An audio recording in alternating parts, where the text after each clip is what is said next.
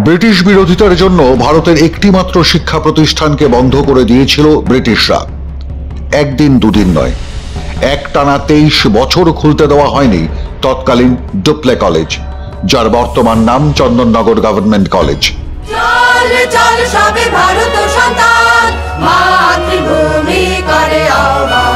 1908 থেকে 1931 সাল বন্ধ ছিল ডুপ্লে কলেজ।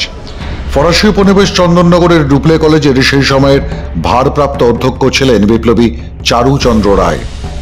তিনি তার ছাত্রছাত্রীদের নিত্য পাঠের পাশাপাশি শেখাচ্ছিলেন দেশপ্রেম, পরাধীনতার গ্লানি মুছে কিভাবে মুক্ত করা যায় দেশ ও মাতৃকাকে। চলছিল সশস্ত্র বিপ্লবের শিক্ষা। 23 বছর এই কলেজ ডুপ্লে বন্ধ ছিল। কেন বন্ধ করে দেওয়ার এই কাজ? তার প্রধান কারণ, এই কলেজ সারা পৃথিবীর মধ্যে একটা ব্যতিক্রমী শিক্ষা প্রতিষ্ঠান, যে স্বাধীনতা সংগ্রামে সশস্ত্র বিপ্লবে জড়িয়ে যাওয়ার কারণে 23 বছর এই কলেজ বন্ধ ছিল।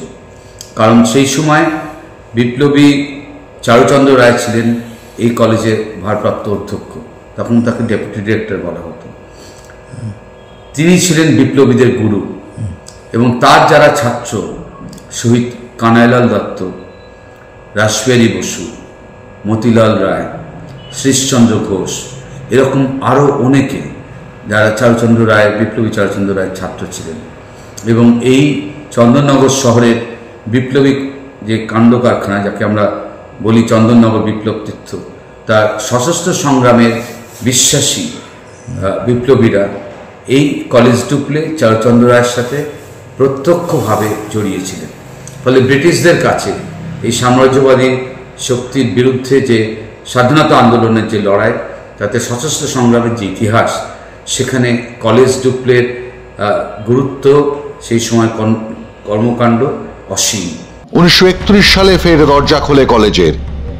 এরপরও চন্দননগরের অবতল গঙ্গা দিয়ে অনেক জল বয়ে গেছে। সময়ের দাবিতে সেই ডুপ্লে কলেজ পরে চন্দননগর গভর্নমেন্ট কলেজে পরিণত হয়। বর্তমানে বর্ধমান বিশ্ববিদ্যালয়ের অনুমোদিত একটি সরকারি কলেজ, ন্যাকের B++ ক্যাটাগরিভুক্ত। পরাধীনতার দিনগুলিতে এই বিপ্লবীদের লড়াই এবং আত্মত্যাগের ঐতিহ্য ও ট্র্যাডিশন বহমান রাখতে গত 2023 অক্টোবর থেকে চন্দননগর কলেজের মিউজিয়াম খুলে দেওয়া হলো জনসাধারণের জন্য। কি থাকছে ওই মিউজিয়ামে? চন্দননগর কলেজ মিউজিয়াম তৈরি হওয়ার প্রধান কারণ হচ্ছে এই যে 23 বছরের একটা ব্যতিক্রমী ইতিহাস, যে ইতিহাস ভারতবর্ষের স্বাধীনতা আন্দোলনের সশস্ত্র সংগ্রামে বিশ্বাসী মানুষজনের সাথে জড়িয়ে রয়েছে। এখানে মূলত আমরা যে বিষয়গুলোকে রাখবার চেষ্টা করেছি, তার প্রথম যে ঘর, সেই ঘরটার মূল বিষয় হচ্ছে চন্দননগর, এই 300 বছরের পুরনো শহর, তার হেরিটেজ। এটা হচ্ছে প্রথম ঘরের মূল ভাব। আরেকটা দেওয়ালে আমরা দেখিয়েছি চন্দননগরের সোশিও কালচারাল হেরিটেজ এবং স্পিরিচুয়াল শেডস অফ চন্দননগর। এই সোশিও কালচারাল হেরিটেজ মানে এই 300 বছরের শহর সময়ের সাথে সাথে কীভাবে পাল্টেছে, কিন্তু যেটা পাল্টায়নি সেটা হচ্ছে স্পিরিচুয়াল শেডস অফ চন্দননগর, যার মধ্যে আমরা দেখতে পাই আজকের দিনেও যেটা একেবারে আমাদের সামনে এই মুহূর্তে একটা উজ্জ্বল দৃষ্টান্ত বা মডেল। একই সাথে চার্চে উপাসনা চলছে, মসজিদে আজান পড়ছে, জগদ্ধাত্রী পুজো হচ্ছে, রথ রাস্তায় বেরোচ্ছে। এই সব কিছু নিয়ে যে ভারতবর্ষের যে বৈচিত্র্য, তার মধ্যে ঐক্য, এই যে স্পিরিচুয়াল শেডস, এটাকে আমরা প্রথম ঘরে দেখানোর চেষ্টা করেছি। এ তো গেল প্রথম ঘরের কাহিনী। এমন একাধিক ঘর রয়েছে মিউজিয়ামে। রয়েছে ফরাসডাঙ্গার তাঁত, যে তাঁতে তৈরি হতো ফরাসডাঙ্গার শাড়ি, ধুতি, গামছা। যে ধুতি, গামছা, শাড়ি ব্যবহার করতেন সেকালের সাধারণ মানুষ আর বিপ্লবীরা। রয়েছে সেদিনের চরকা, আছে সে সময়ের নৌকা, যে নৌকা করে গঙ্গা পথে কলকাতা থেকে ব্যান্ডেল হয়ে চন্দননগরে আসতেন সশস্ত্র বিপ্লবীরা। আছে অরবিন্দের হাতের লেখা চিঠি, রাসবিহারী বসুর লেখা টেগাট হত্যার 2 বিপ্লবী। আর আছে একটা ঘর যেখানে 3D স্কাল্পচারে বানানো হয়েছে সেই সময়টাকে। রয়েছে এক এক করে 18 জন বিপ্লবীর মূর্তি, যারা স্বাধীনতা আন্দোলনে কোনো না কোনো সময় যুক্ত ছিলেন এই শহরের সঙ্গে, চন্দননগরের সঙ্গে। The second room is mainly a focus on the revolutionaries and the activities. And we have here with us today the artisan or the sculptor, Mr. Sandeep Pal, that gentleman. So the second room, if you see, it's really a thrill for us because all the presentations are made in three-dimensional, and Sir has done this work. Our third room is mainly, it comprises the archival documents, the police files, and some of the police files are procured from the British Library also. So all the original sources which are related to the revolutionaries and their activities are housed in this room number 3.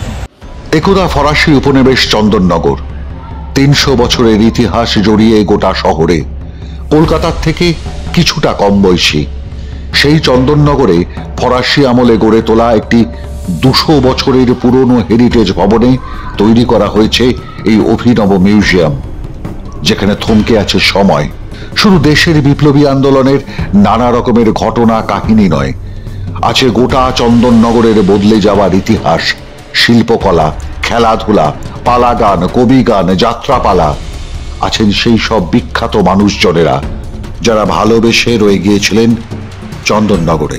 1961 or 62, it was made by iron, and now it is, which we worship is made of iron. The cadet is made of iron, and it is in use now presently.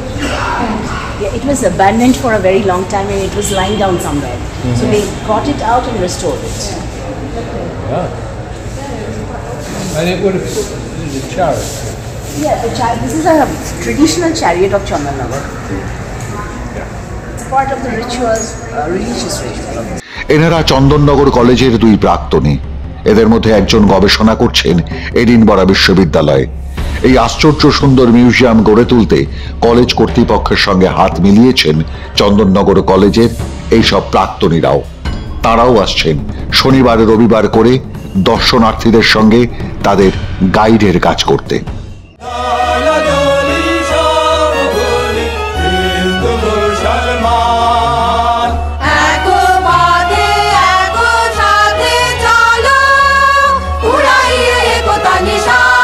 আজ দেশ যখন 75তম সাধারণতন্ত্র দিবস পালন করছে, ঠিক সেই সময় দেশের সেই একমাত্র শিক্ষা প্রতিষ্ঠান যা বন্ধ করে দেওয়া হয়েছিল 23 বছরের জন্য, কারণ সে জড়িয়েছিল দেশের স্বাধীনতা আন্দোলনের সশস্ত্র সংগ্রামের সঙ্গে। দেশের বাকি অংশের সঙ্গে ব্রিটিশ বিরোধিতার ইতিহাস রচনা করেছিল, শাস্তি পেয়েছিল, কিন্তু থমকে যায়নি, হাল ছাড়েনি এক মুহূর্তের জন্য। সেই শিক্ষা প্রতিষ্ঠান আজও বর্তমান, তার শিক্ষার আগুন আর স্পর্ধার ইতিহাসকে বুকে নিয়ে। কারণ গোটা দেশে এই একটা মাত্র শিক্ষা প্রতিষ্ঠান যা বন্ধ করে দেওয়া হয়েছিল স্বাধীনতাকামী বিপ্লবীদের আটকাতে, আর তারাই খুলেছে মিউজিয়াম সেই ইতিহাসকে সঙ্গী করে। মাধ্যম ব্যুরো রিপোর্ট।